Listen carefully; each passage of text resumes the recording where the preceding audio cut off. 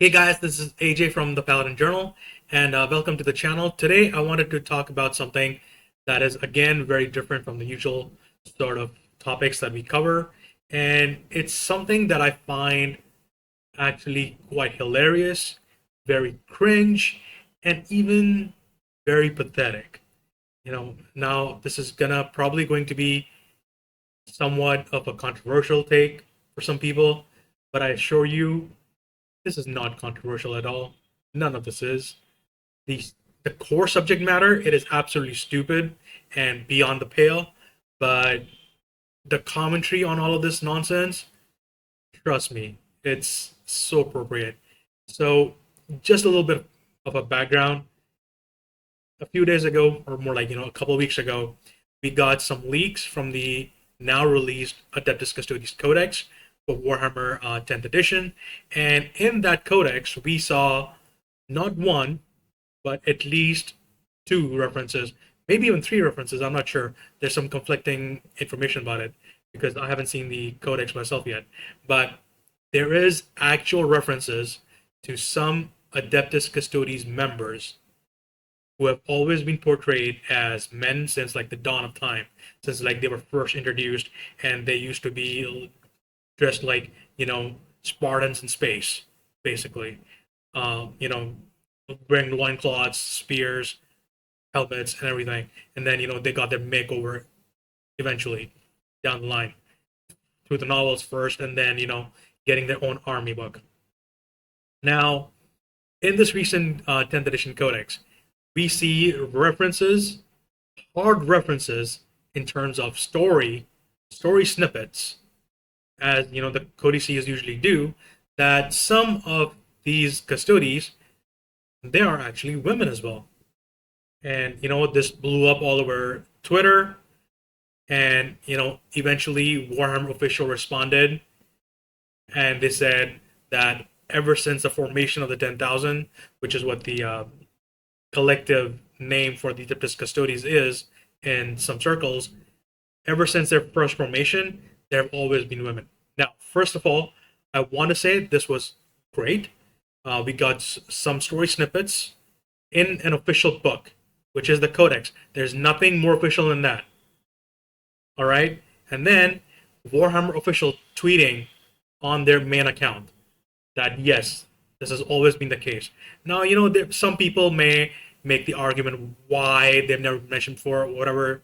And I already said, man, it's like, Custodes, they used to be tall, buff, and some people wearing armor, wearing loincloths and helmets, and they were basically Spartans in space.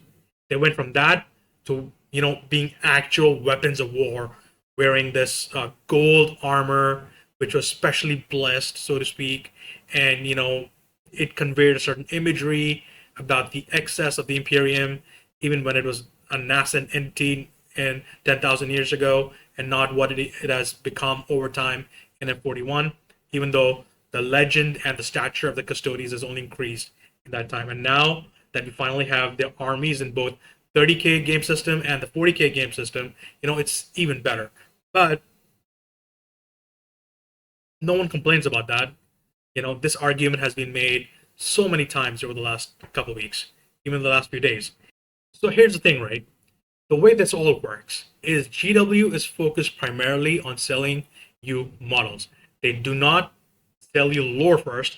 They sell you models, they sell you rules, and to give all of that a proper context so you can have some fun games and you can have a story for yourself, and because the lore has become so much of an important part now, they also give you the lore. And it is also they started off doing the broad strokes in the early editions, but like in the last 10, 15 years they've really moved beyond that because they know that the more information that they give to the people, the better it is for the hobby, because it creates more opportunities for people to tell their own stories. Like, me, I have my own Deathwatch army. It is not tied to any existing Deathwatch army. It is not tied to any existing characters or anything. I've converted my own characters. I've converted my own models, quite a few of them. I've kit bashed a lot of stuff. And the same goes for my White Scar successors, who are completely homebrew, and they're meant to be primarily a Primaris chapter with some remnants of Firstborn that are like, they were there to set up the chapter to help get it going, and now, they're part of the chapter.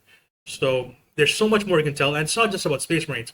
You can do the same thing with Eldar, with the excuse me, with orcs, with the Drakari, with the Votan, the Chaos armies. Like my Chaos army, it's I wanted to do it Red Corsairs, but I didn't want to do another Red army because I already have Blood Angels. So I tried to go with like this purple or magenta theme for them, and now I'm building some Chaos Legionnaires, or actually, sorry, painting them, and I'm trying to go in a different direction with them now. So it's like it's whatever. And there's freedom that GW gives you. Now, they've always, like I said, they've always been models and rules first, lore second. And the lore changes all the time. Like, when Sterngard first came out, the Vanguard first came out in 5th edition, no one really complained. We saw cool models, we're like, yes, let's do it. We got the Thunderfire can at the same time, the Tech Marine. That's awesome. It's kind of weird for Space Marines to have a mobile artillery like that, but it's whatever. We already have Whirlwinds. And when Eldar got all their codices over the years and the lore started to change, bit by bit, new characters came in. The Shadow Specters aspect temple came in. No one was complaining about that. There have been so many regiments of the Imperial Guard that have come in over the years, and like the Elysians, they also got a model range. Then they all went out, sadly. And I'm trying to build an Elysian army myself right now these days. Various Chaos Warbands. The World Leaders have their own codex now. Death Guard have their own codex. The lore develops over time. I'm sure if they would like to go back and retroactively from that time point change the lore, but they cannot do it. So we just get statements like this that this has always been the case. Sternguard, Vanguard, and the Obliterators and the Masters of Possession and the Votan and Shadow Specters and all those things, they've always existed. Why weren't they mentioned before? Because no one really thought about it before. They thought about it, they made the models, they gave us the lore for it. So that's the whole context. And then there have been an incredible amounts of people who are just being mad about it.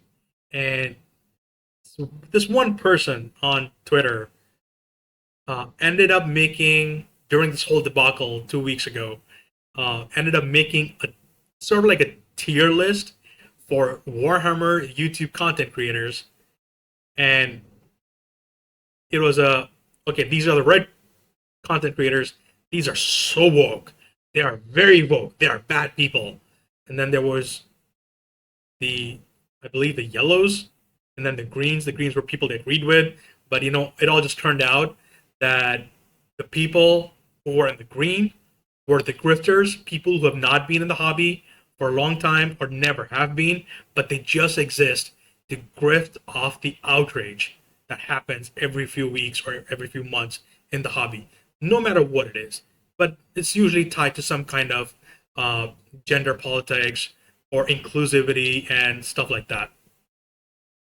Now, the same person, just like a couple days ago, made another tier list.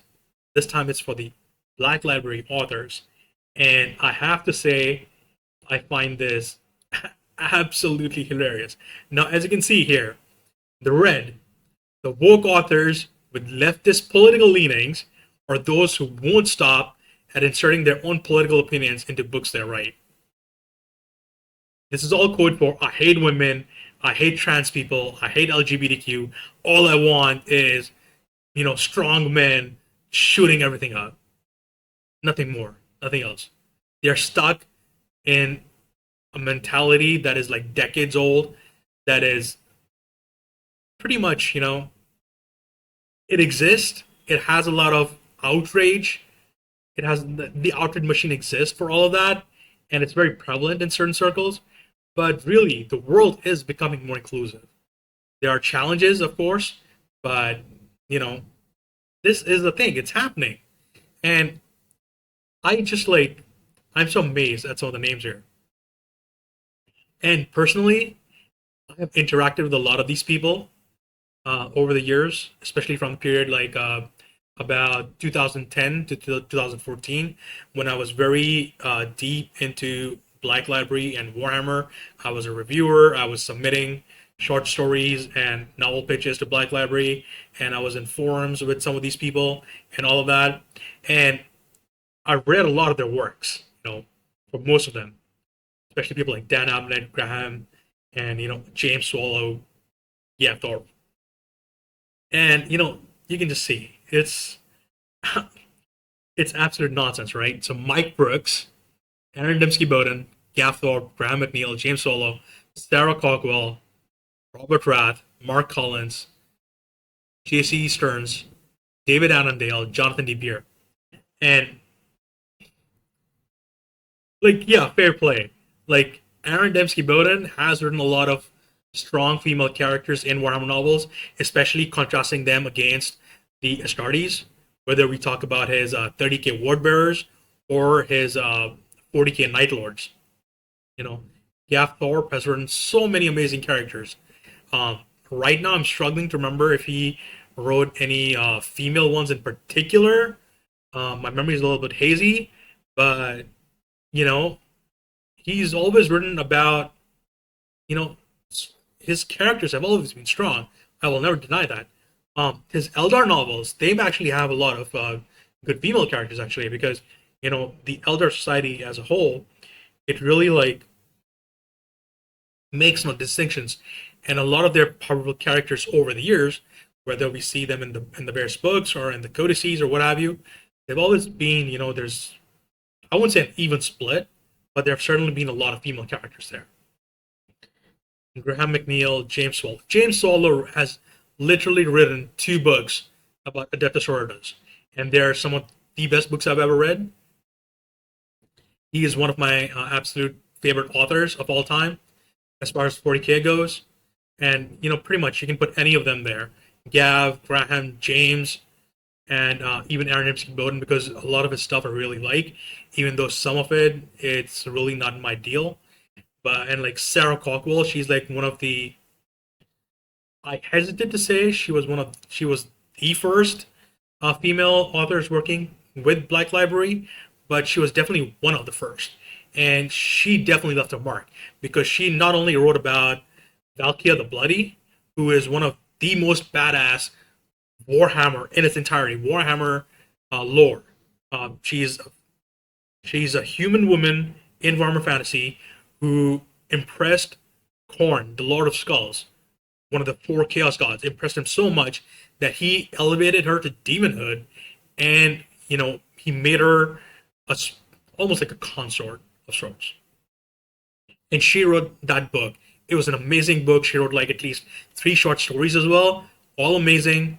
Mark Collins and Jonathan DeBeer, I've been great friends with them over the years. We were all in the same writing forums together, and these guys have had incredible success in recent years, getting published by Black Library. David Annandale has written some fantastic stories as well. So I mean, like overall, I'm not surprised that these names are there because it would make sense for that to happen. Robert Rath wrote Infinite and Divine, I believe, which I'm listening to right now. Um, Sorry if I'm not clear on that, but there's certainly overtones where Trazyn and Oricon, they may have like repressed feelings about each other. Their rivalry goes on for like 60 million years, and stuff has happened. Mike Brooks has written good stuff. I haven't read anything from JC yet, but I'm sure it's good stuff.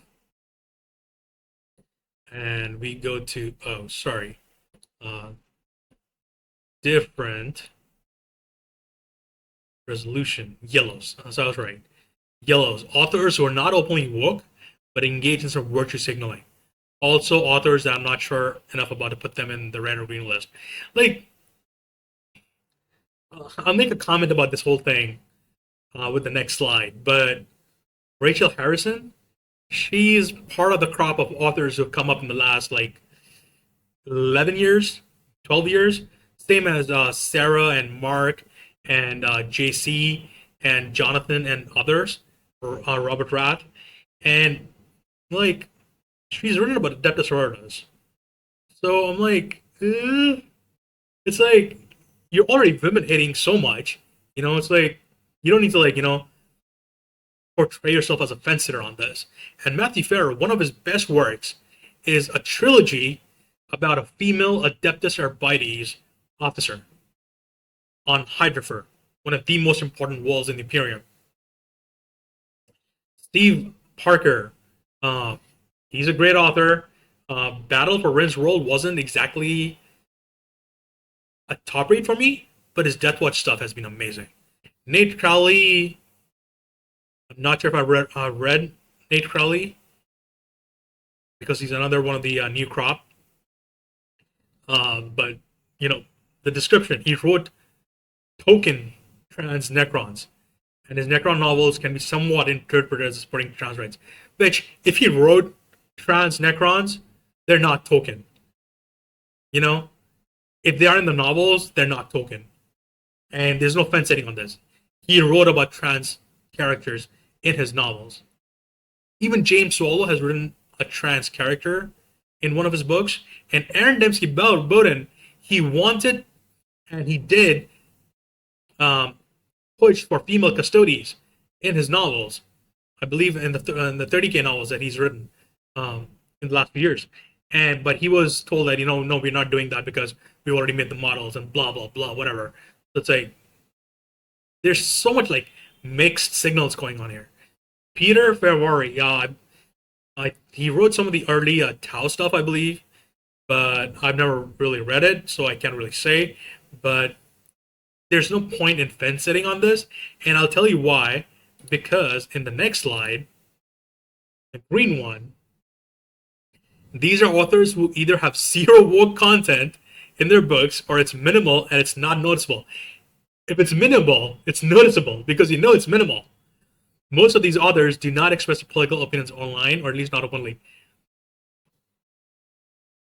John French, Phil Kelly, Chris Wright, Guy Haley, Robbie McNiven, Nick Kime, Dan Abnett, Ben Counter.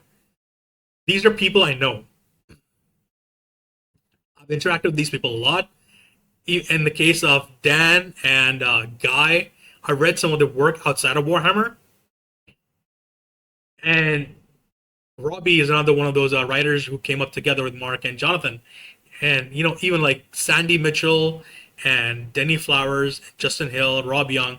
I am not familiar with these authors, but I'm going to say that almost all of these authors, they would big slap this dude if they saw this.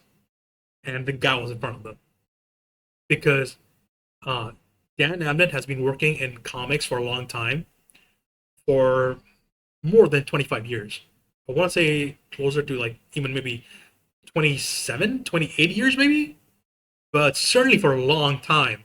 And he's written for a lot of different properties, including, I believe he wrote Guardians of the Galaxy 3000. That's something I remember. He also wrote something for DC that I read, although I don't remember the name. But like Dan Abnett, just like Aaron Dembski Bowden, he's written extremely strong female characters over the years. Literally, in Gaunt's Ghost, one of his most remarkable series, from the third book on at least, there are several female characters who are part of the regiment in one way or another, and they're very strong characters. They are in leadership positions. They make decisions for the regiment on all different scales of authority. And even in Eisenhorn and Ravner, there are so many strong female characters. And it's like I don't know why Dan Abnett is here. Like, if you would say there's zero woke content, again, there's so much mixed messaging here, And Guy Haley, he's written one of his series that there's at least 2 books in it that he did for Angry Robot Books. I do not remember the name of the series, but it has a very Sherlock and Holmes vibe, except it's in the future, and one of the characters The Sherlockian character is uh, it's he's an android, very much like Data from Star Trek, and the issues that he grapples with along in like through his way in the series, the two books or maybe in three books, um, it's pretty powerful stuff. Like it's not necessarily woke stuff, but it's stuff that makes you think about your place in society, your place in the culture. John French, I mean, there's so much I could talk about, Like, oh God, this is absolutely mind blowing to me, Like, I saw this yesterday morning, and I was like, my literal first thought was, these people would be repulsed. They would be horrified that they are considered non woke, you know, because to them, based on my experiences with them and my understanding of their works from all those that I've talked to and I read their works and stuff, um, they would take one look at this and they would be like, I do not want to be associated with this. They would be repulsed and horrified that they're put on a list like this. Excuse me. And it's just like, it's like, what are we even trying to do here? And it's like, this is completely unprompted, right? To my knowledge, none of these authors uh, they stepped into the controversy about custodies or anything. But it's like, when the when the Chud Hammer grift starts spinning its wheels, it needs to keep going for a while to keep generating that outrage. Otherwise, it's all just gonna fizzle out, which it always does. And the custodies thing has already fizzled out. Like nobody gives a shit. Um, the people who were happy to see those changes, like me, we want to see GW do more. This was the bare minimum that they could have done, but there's so much more they can do. They can start giving us properly sculpted female faces for custodies. You can use some of the Stormcast heads on those models, but it would be nice if there was actually a Black Library tie-in that covered this aspect. You know, it can only be a short story or series of short stories. It doesn't have to be a full novel because I know they require a lot of lead time. They take a lot of development time and a lot of production time and everything. But they can do short stories. Like they should have launched this with short stories because this is actually a big fucking deal. GW treated it like it's no big deal, but it's actually a big fucking deal because it's one of the ways in which they are telling the community that we are listening to you. We are very slow. We're moving at a very glacial pace, and that can be frustrating, but we're moving in that direction. You know, they have platformed so many wonderful creators in the last few years. A lot of their on-camera personalities, the people who are presenting the Warhammer stuff to the masses on Twitter, on YouTube. A lot of them are now women. A lot of them identify in different ways, and it's they're starting to become more inclusive. And I want them to do more. And I know there's tens of thousands of people out there who want them to do more. And again, this was a bare minimum. They should have done more. And it's also unfortunate that this happened at a time when the codex itself is actually kind of crap because the army got a lot of nerfs and there was so much negativity about it, and then this thing dropped, and that negativity compounded. Although it was actually a very good sign to counter that, I guess, but still, the overall, the perception could have been a lot better. They could have handled it better, and this whole thing, it's like Shudhammer has absolutely been losing their minds for a while now. I have friends who are attacked on almost a daily basis for who they are and what they are and how they identify. Excuse me, how they identify, how they talk. when they're putting their thoughts and people are stalking them and sharing their stuff.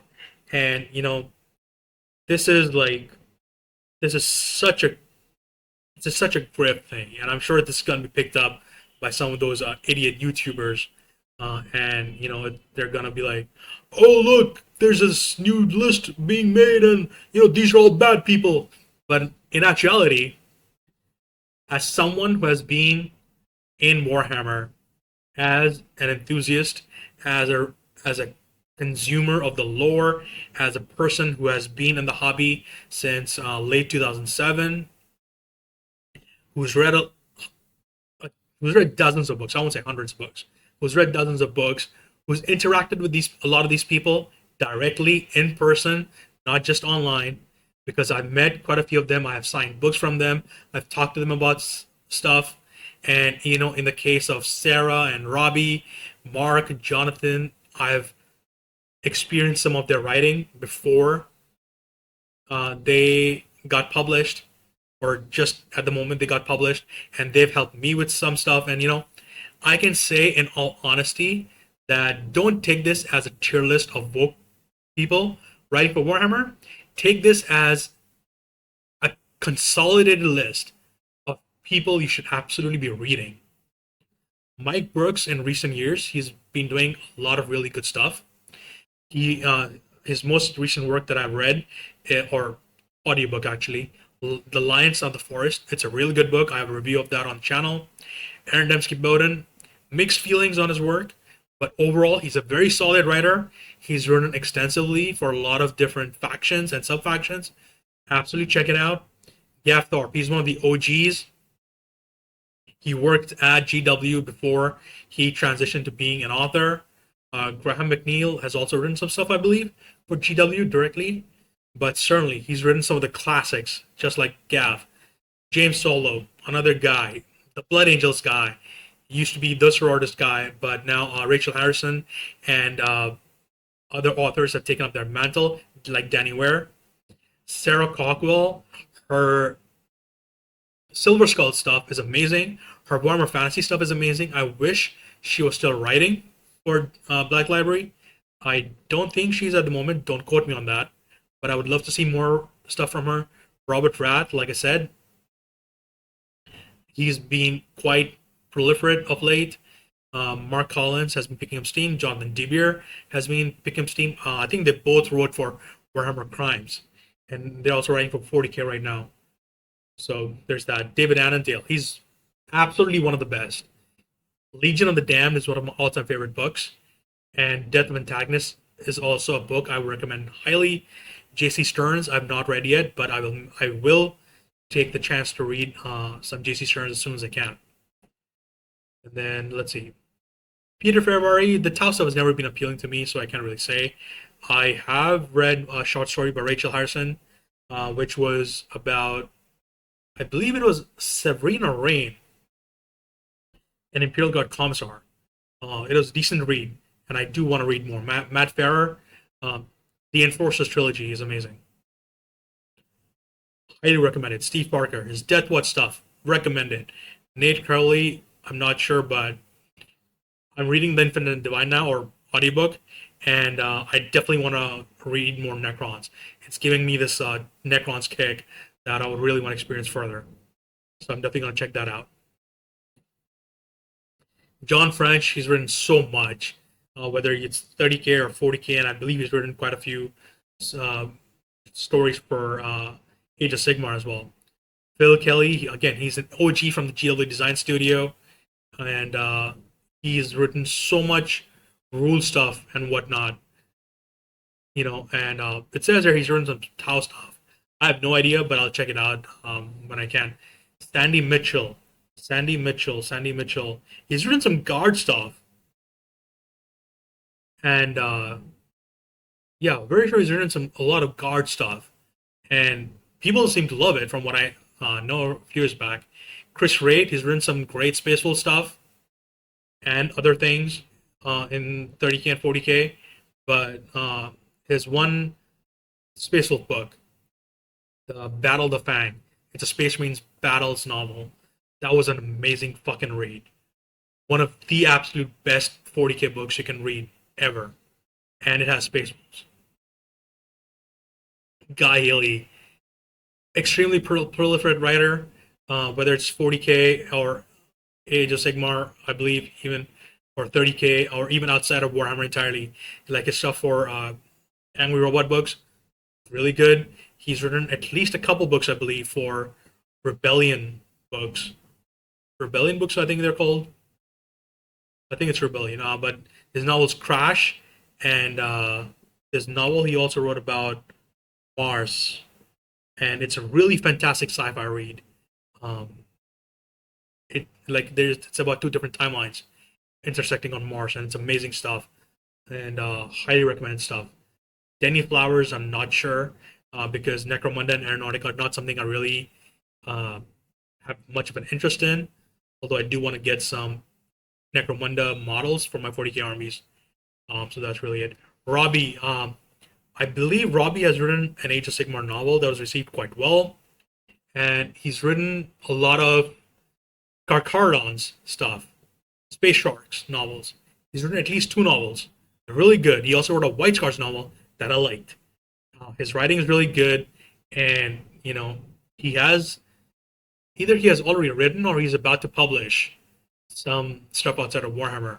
And he's also, for those who may be interested, he's a big historical LARPer, specifically related to the various British regiments over the years, over the centuries. So, definitely check his stuff out. Justin Hill, I know of a lot of his stuff. I haven't read it, I don't think. Same with Rob Young. Nick Kime, however, Dan Abnett, and Ben Counter, they are among my favorites, right? Nick Kime has written some of my favorite Salamander stuff. Dan Abnett has written Eisenhorn, Ravner, Gaunt's Ghost, so much for 30K and 40K. Other than that, and Ben Counter. The first time I read Ben Counter was his Grey Knights duology, which eventually got a third book. And then I moved on also to his Soul Drinkers novels, which absolutely blew my mind. They can be a bit of a rough read, like the first two novels, but overall, forget all this cheerless nonsense that these idiots came up with. Read every single author.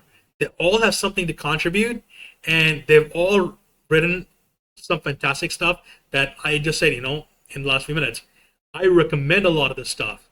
Like, you come to me and I'll give you specific pointers on which novels to read. And if you go to my Instagram at AbhinavJan87, I have some reels that cover some of the stuff that these guys have done, especially for with the context that these are intros to Warhammer. A lot of these writers, they've been writing for Black Library for like close to 20 years, or even in some cases like Dan and Graham for 25 years. Gav, Graham, and Dan, and a few others, and certainly, and if you talk about 15 years range, so many more. So, absolutely. Treat all these three lists as a recommendation list.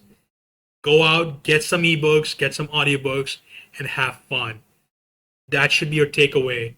And I hope you guys experience all these authors for yourself if you haven't already, and read as much as you can, as much as possible.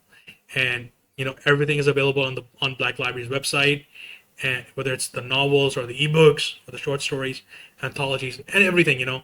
Warhammer Fantasy, Necromunda, Warhammer 40K, Warhammer 30K, Horus Heresy stuff, all of that. It's all there on their website. Check it out. Have a lot of fun, and I'll see you soon. Cheers. Bye.